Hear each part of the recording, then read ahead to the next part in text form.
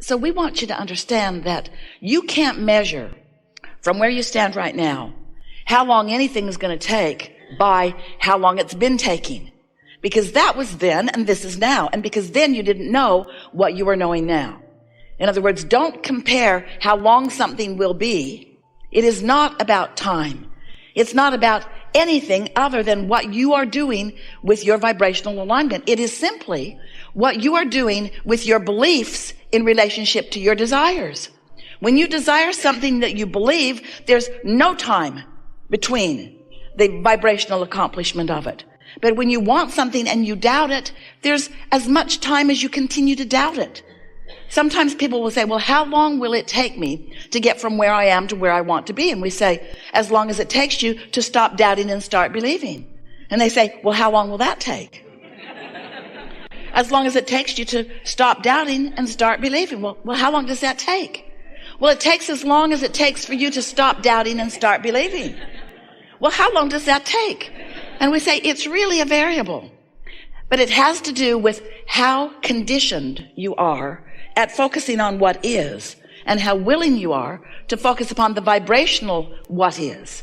As humans, most of you, we love you so much, but you give most of your attention to things that are occurring. In other words, you are reacting mostly to the circumstances around you. So most of your vibration is in reaction to what is. So if you're looking at something that pleases you, your reaction is one that is beneficial to you.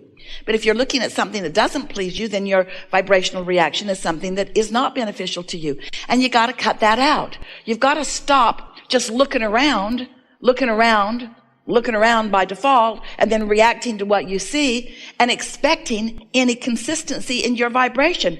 You have to figure out how to be consistent in your vibration. You have to decide and you have to practice and you have to become good at, a master at, offering a vibration that feels good even when the condition hasn't changed. You have to stop letting your vibration be about what is. You have to begin to find a way to let your emotions travel down the path of how you want to feel. So how do you do that? How do you do that after you've been reacting to life so long? Your kids are so sweet this morning and you just love them so much. So easy to love them. They were sleeping long. The sweet little faces when they're asleep. And then they wake up. And they start fighting with each other right away. And you can hear the drama and the trauma all around the house. And you put your head down on your desk and you think, kill me now. And now you feel different than you did about them when they were asleep. And that's not cool. Because you got to figure out how to be consistent without asking the conditions around you to change. Because you can't control the conditions around you. You know that if you've got kids. You cannot control the conditions around you. And the harder you try to control the conditions, the more you give up your life for something that never gets you anywhere. In other words, there's a way easier way to go about it. You can find a way to feel the way you want to feel regardless of the conditions. And that's what unconditional love is. That's what unconditional alignment is. That's what unconditional clarity is. That's what living in the sweet spot is. That's what practicing the art of allowing is. That's what being in the sweet spot and watching what feels to others like the magic of the universe swarming around you and providing for you this perfect ride. You are the creator of your own reality, which means you are the keeper of your own vibration, which means you are the focuser of your own thoughts. But the way you figure out how to focus your thoughts is by understanding that there is a relationship, a vibrational relationship between what you're thinking right now and what your inner being is thinking right now about the same thing that you're thinking about something right now. When you focus upon something, the whole of you is focused upon it too. And the whole of you has a perspective about what you're thinking about. So let's say you're focused upon something that is really causing you a feeling of irritation. The reason that you feel that feeling of irritation is because your inner being is focusing upon exactly the same thing from a different point of view. Your inner being is expecting good to come. And you, if you feel negative emotion, are not. The reason that you feel doubt, the reason that you feel any negative emotion is because your opinion right now is bogus. Or we can be kinder than that. Short-sighted or stupid. No, we can. No. Your perspective right now is different than that of your inner beings. Now, we're playing with you. We don't want you to feel critical of yourself, and we certainly are not feeling critical of you, because you live in this time-space reality, and law of attraction is managing everything around you. So if you have some momentum going that is causing you to feel some negative emotion, you're not going to stop it all of a sudden, because law of attraction will not allow it. Whatever you've got going on vibrationally, the law of attraction is bringing you more of. So law of attraction works tremendously to your advantage and tremendously to your disadvantage, because it responds to whatever it is you've got active within you. But it also responds to whatever your inner being has going on actively too. For example, if life has caused you to want more prosperity, your inner being is focused upon that prosperity, and not just believing it, but knowing it absolutely. So as your inner being is focused upon the prosperity that you've carved out and asked for, if you're focused for some reason on some event that makes you feel shortage consciousness, then there's a vibrational variance right here, right now, on the same subject, because your inner being believes, knows your financial abundance, and right now you don't. And you're feeling the negative emotion that is evidence to you of how much your inner being believes. Do you like the way we said that? That's evidence of how much your inner being believes. It's also evidence of how much you don't believe, but that's not the part we want you to focus upon. We want you to focus upon how much your inner being believes in your autonomy, in your prosperity, in your ability to thrive on your own. Because each of you are extensions of source energy. And source energy is raining down around you and upon you and for you on your behalf blessings of indescribable proportion and nature. And if you're not realizing them fully, it means you've got some shortage consciousness going on in your point of view, which we understand why you would, because you've been looking at what is, looking at what is, looking at what is. Oh, things move forward so much more slowly than they need to.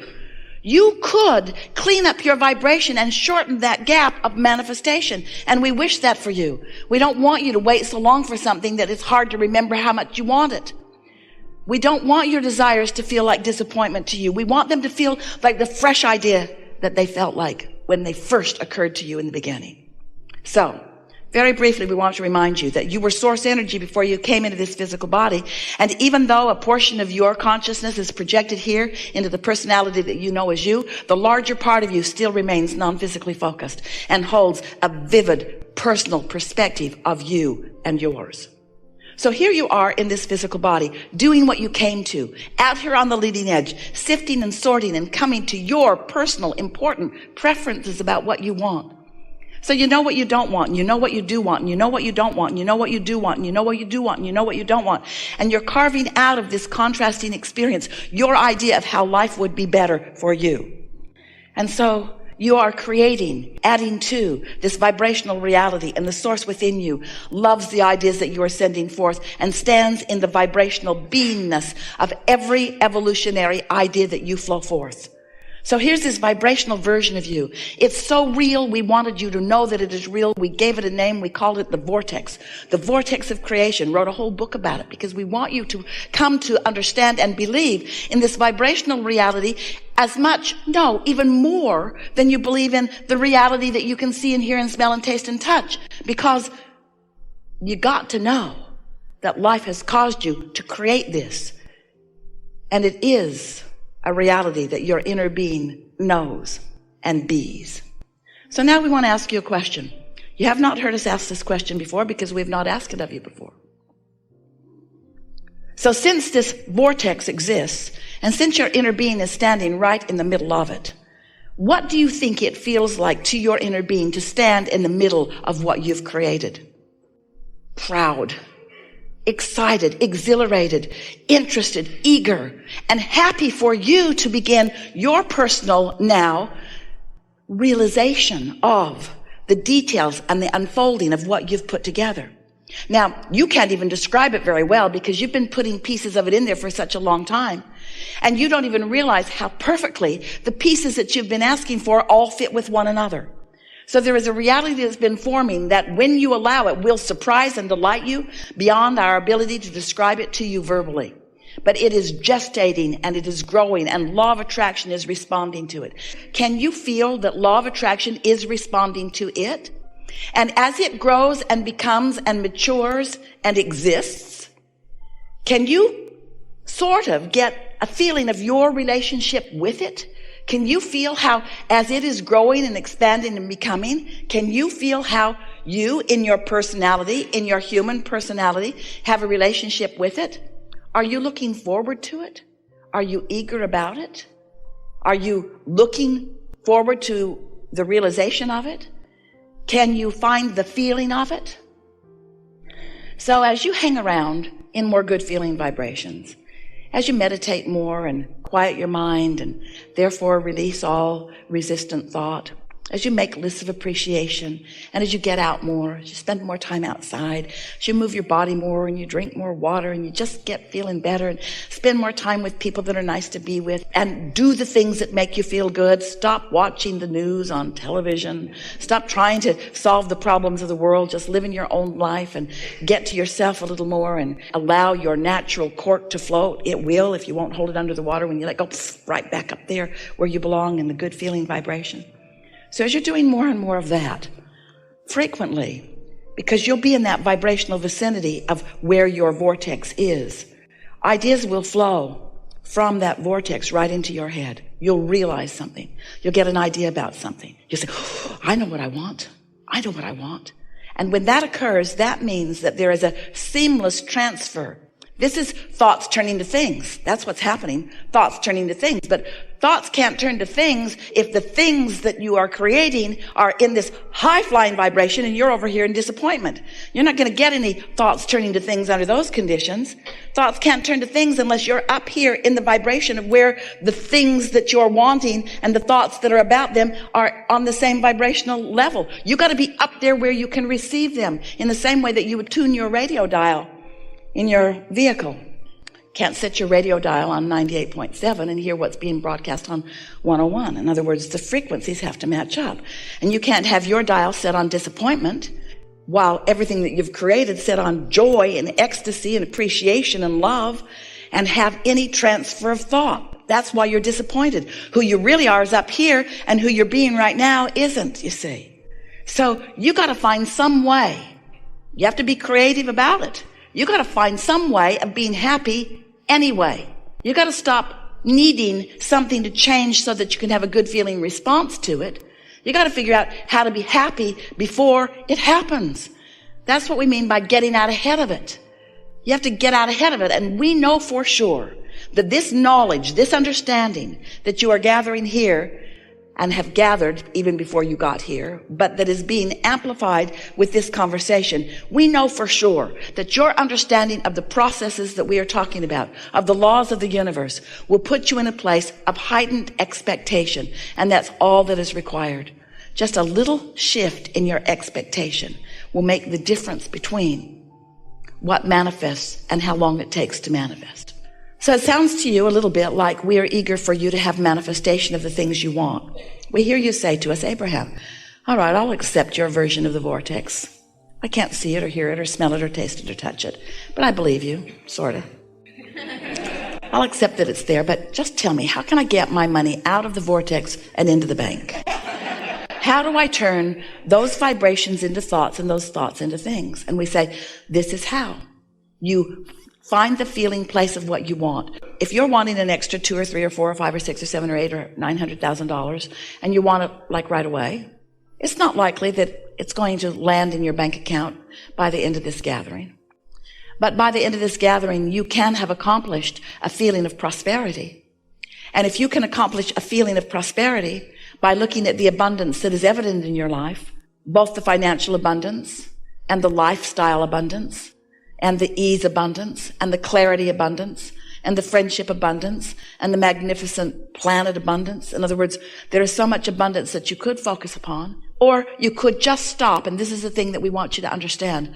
What unconditional love and unconditional clarity and unconditional alignment, what they are all about It's much simpler than trying to find conditions that line up.